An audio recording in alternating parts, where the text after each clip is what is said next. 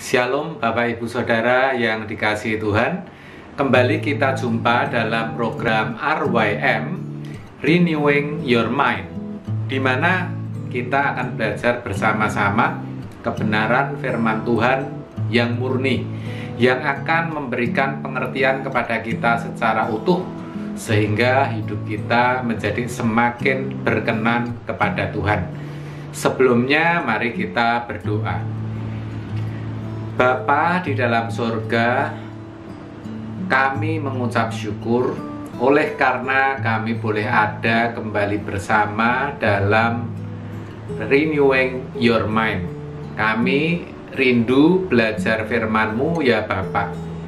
Kami berserah sepenuhnya, kiranya Engkau yang ambil alih, Engkau yang berbicara kepada kami, Engkau yang mengajar kami. Kau berikan kami hikmat untuk mengerti, sehingga kami boleh menjadi pelaku firman. Hidup kami berubah menjadi semakin serupa dengan Putra Tunggal-Mu, atau sempurna seperti Engkau ya Bapa. Terima kasih, berbicaralah, dan kami siap menyambut firman-Mu di dalam nama Yesus. Amin. Amin. Amin. Saudara, saya mau beritahu saudara bahwa yang namanya mengetahui atau mengalami Tuhan itu merupakan dua hal yang sangat berbeda. Mengetahui Tuhan adalah orang yang memiliki pengetahuan tentang Tuhan. Pengetahuan tentang Tuhan sering dikenal dengan ilmu agama atau teologi. Pengetahuan tentang Tuhan, teologi atau ilmu agama bisa diperoleh, bisa dipelajari melalui banyak hal. Bisa dipelajari di sekolah-sekolah, melalui buku-buku di perpustakaan, mengikuti ceramah atau seminar dari internet, dan juga dari sumber-sumber yang lain, saudara. Dan siapapun orangnya bisa saja memperoleh pengetahuan tentang Tuhan, asal ia mau belajar. Kan begitu, saudara. Orang yang bukan Kristen bisa dan boleh saja mempelajari kitabnya orang Kristen. Sebaliknya, orang Kristen juga boleh mempelajari kitabnya orang yang bukan Kristen. Dan itu akan menjadikan seseorang memiliki pengetahuan tentang Tuhan sesuai dengan sudut pandang agama yang dipelajarinya. Mestinya begitu, ya kan? Jadi yang namanya mengetahui Tuhan itu sama artinya memiliki pengetahuan tentang Tuhan. Jelas kan, saudara? Orang yang memiliki pengetahuan tentang Tuhan itu belum tentu mengalami Tuhan. Saya teringat ketika Tuhan Yesus berkata, "Celakalah kamu, hai ahli-ahli Taurat dan orang-orang Farisi. Hai kamu orang-orang munafik," dikatakan demikian, "sebab kamu sama seperti kuburan yang dilabur putih, yang sebelah luarnya memang bersih tampaknya, tetapi yang sebelah dalamnya penuh tulang belulang dan berbagai jenis kotoran." Itu Tuhan Yesus sendiri yang berkata di Matius 22 ayat yang ke-37. Saudaraku, di sini Tuhan Yesus menegur para ahli Taurat dan orang Farisi. Kenapa Tuhan Yesus menegur? Karena Mereka hanya pandai berbicara tentang Tuhan, pandai berdebat soal Tuhan. Ya, itu sama halnya memiliki pengetahuan tentang Tuhan saja, tetapi tidak mengalami Tuhan. Dari luar mereka sepertinya orang beragama, bahkan dikatakan dikenal sebagai tokoh agama, tetapi hidupnya tidak mencerminkan orang yang bertuhan. Itu berarti keadaan yang tidak mengalami Tuhan, saudara. Sedangkan mengalami Tuhan itu apa? Nah, mengalami Tuhan maksudnya memiliki pengalaman dengan Tuhan. Contohnya siapa? Ya Tuhan Yesus sendiri, di mana Dia memiliki pengalaman dengan Bapaknya yang di surga, karena Ia ambil bagian di dalam proyek daripada Bapaknya. Yang dilakukan kesehariannya adalah melakukan kehendak Bapaknya dan menyelesaikan pekerjaannya. Dalam Yohanes 4 ayat 34, Tuhan Yesus berkata, "Makananku ialah melakukan kehendak Bapakku yang mengutus aku dan menyelesaikan pekerjaannya." Bahkan Allah Bapa sendiri memberikan pengakuan, memberikan sertifikasi bahwa Tuhan Yesus adalah anaknya yang berkenan. Matius 3 ayat 17. Terdengarlah suara dari sorga yang mengatakan, "Inilah anakku yang kukasihi, kepadanyalah aku berkenan." Bapak, Ibu, Saudara, dengan mengerti akan hal ini, kita jadi tahu bahwa mengalami Tuhan itu bukan sesuatu yang mudah. Kenapa? Karena harus menjadi serupa dengan Yesus. Mengalami Tuhan itu bukan sekedar memiliki pengetahuan tentang Tuhan. Mengalami Tuhan itu lebih daripada mengetahui Tuhan. Orang yang mengalami Tuhan pasti dia memiliki pengetahuan tentang Tuhan. Tetapi sebaliknya, orang yang mengetahui Tuhan atau hanya memiliki pengetahuan di dalam pikirannya tentang Tuhan, belum tentu mengalami Tuhan. Saudara, kalau kita mau mengalami Tuhan, kita harus melakukan kehendak-Nya. Dalam arti ambil bagian dalam pekerjaan atau proyeknya Tuhan.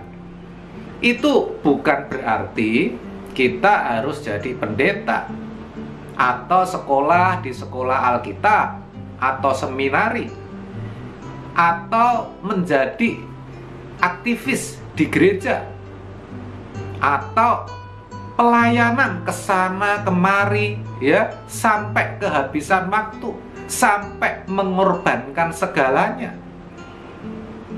Bukan. Pekerjaan Tuhan, maksud saya bukan selalu begitu, saudara.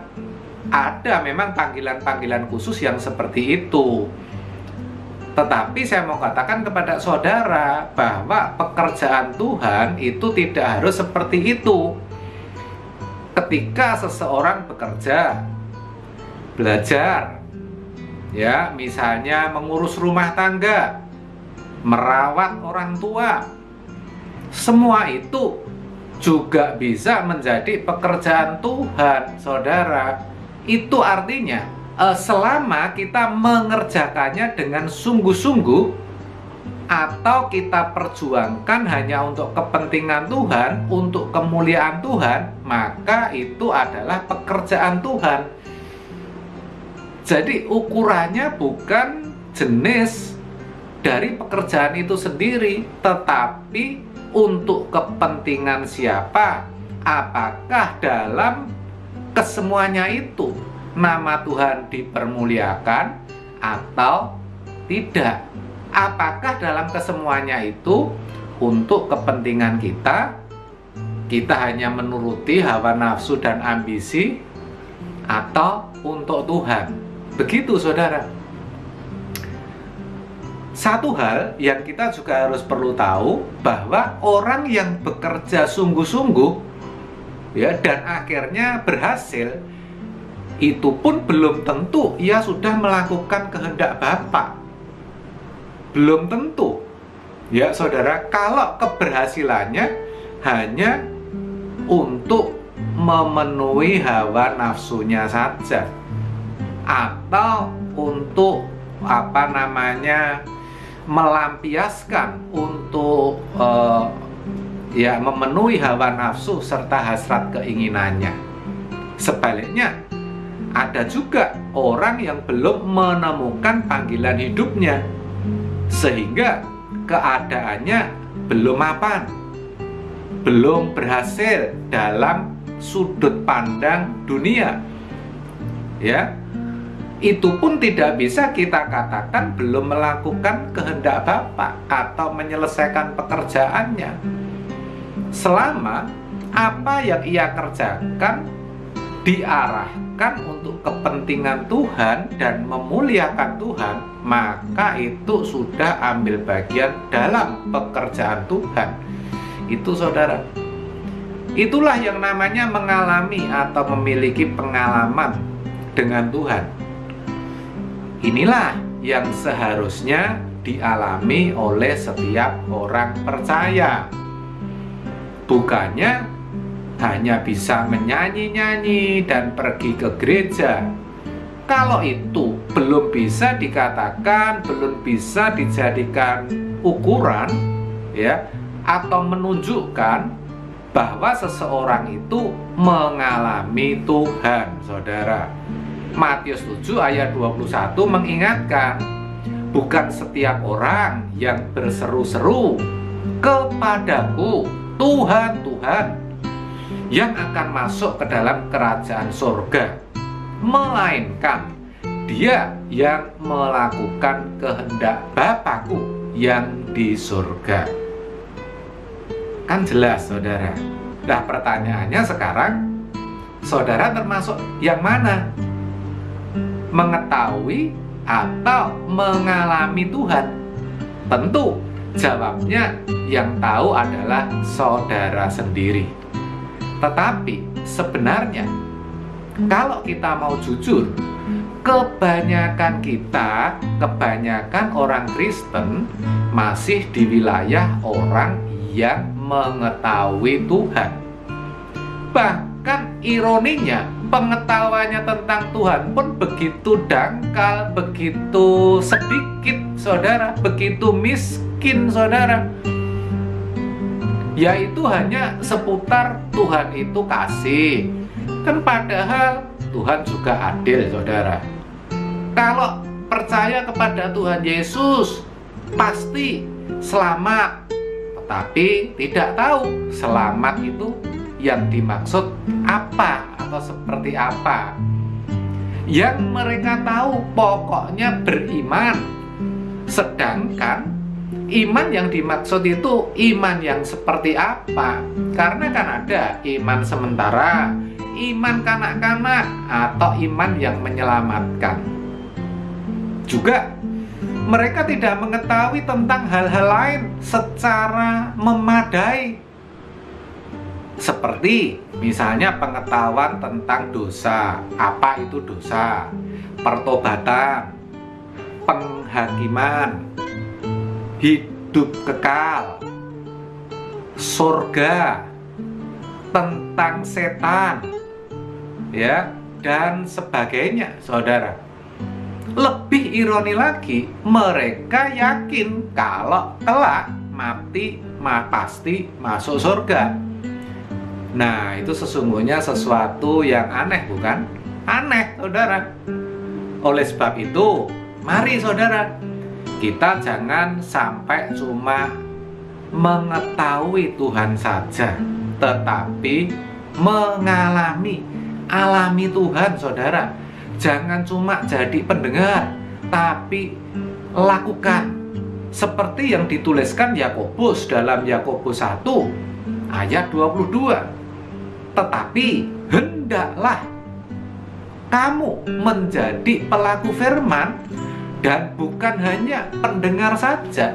Sebab jika tidak demikian, kamu menipu dirimu sendiri. Nah, jelas kan saudara, seseorang yang cuma mendengar firman itu baru sampai pada wilayah atau tahap sekedar tahu, ya, belum mengalami. Orang akan mengalami kalau sudah melakukan. Ayat tadi mengatakan kalau cuma sebagai pendengar dan bukan pelaku, itu menipu diri sendiri. Itu orang paling konyol, saudara. Masa menipu dirinya sendiri. Nah, sebab itu supaya kita kelak, ya, dikenal dan tidak ditolak oleh Tuhan, mari sekali lagi saya ajak kita bersama-sama berjuang agar kita tidak sekedar tahu tetapi bisa mengalami Tuhan. Amin. Tuhan Yesus memberkati. Nah, sekarang kita akan pujikan satu pujian, saudara, ya. Tuhan, perkenankan aku selalu ada di sampingmu. Sejak ku hidup di bumi sampai di keabadian, ku iring Tuhan. Tuhan, ku pegang janjiku, setia sebagai sahabatmu, senantiasa bersama menunaikan tugas Bapa. Selesai akhirnya, ku bersedia hidup kudus tak bercela. Takkan lagi dalam percintaan dunia. Ajarku berpikir seperti dirimu, bawaku Tuhan dalam perjuanganmu. Ku bersedia hidup kudus tak bercela. Takkan lagi dalam percintaan dunia. Ajarku berpikir seperti dirimu, bawaku Tuhan dalam perjuanganmu. Bawaku Tuhan dalam perjuanganmu. Bawaku Tuhan dalam perjuanganmu. Mari kita berdoa. Bapa, kembali kami menghadap tahta-Mu dengan hati yang penuh syukur, karena kami boleh belajar kebenaran-Mu yang murni. Bapa, ampunilah kami apabila selama ini kami sejatinya baru mengetahui tentang Engkau. Kami belum mengenal serta mengalami Engkau. Bapa, kami sadar dan kami mau berubah. Melalui kebenaran ini kami mau berjuang tidak hanya sebagai pendengar, tetapi kami mau menjadi pelaku firman-Mu ya Bapak. Kami mau mengalami Engkau, sehingga kami boleh ambil bagian dalam pekerjaan-Mu, melakukan apa yang Kau mau kami lakukan. Kami sungguh rindu, kelak ketika kami bertemu Engkau, kami boleh menjadi anak-anak-Mu yang berkenan. Tolonglah kami ya Bapak. Terima kasih Bapak. Kami juga berdoa bagi setiap yang mengikuti acara ini, yang mendengarkan, memperhatikan, menyimpan di dalam hati, serta berjuang untuk melakukannya.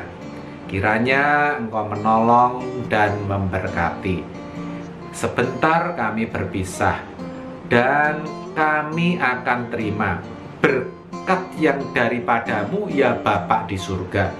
Berkat-berkat terbaik, baik itu berkat jasmani dan berkat rohani, kasih kemurahan dan damai sejahtera di dalam Kristus Yesus, serta persekutuan dengan Roh Kudus yang akan membawa kami menjadi serupa dengan Kristus, atau sempurna seperti Engkau ya Bapa, di dalam nama Yesus. Haleluya. Amin. Amin. Amin. Terima kasih Bapak Ibu Saudara atas kebersamaan kita. Selamat melanjutkan aktivitas.